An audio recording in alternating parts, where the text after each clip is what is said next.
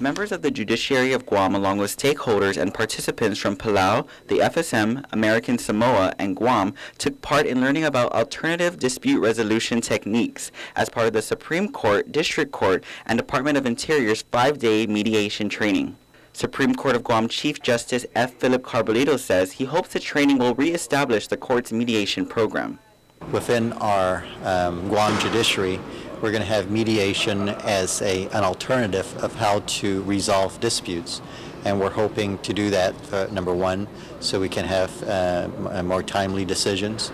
And number two, we can just process the cases more quickly. District Court of Guam Chief Judge Francis Tidinko Gatewood says both courts share the same lawyers, and although issues may be different, the solution is always coming to some kind of resolution.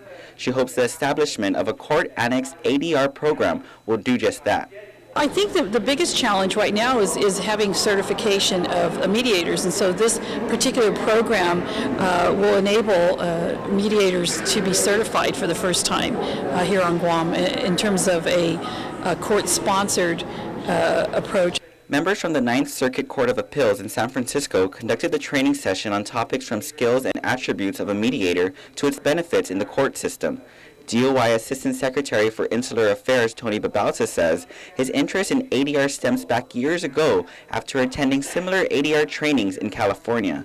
He hopes a framework is established in order to alleviate the court's caseloads. In the case of Guam, with the ongoing military buildup and the amount of contractors that are going to come in, the amount of federal contracts and other contracts and subcontracts, if we're able to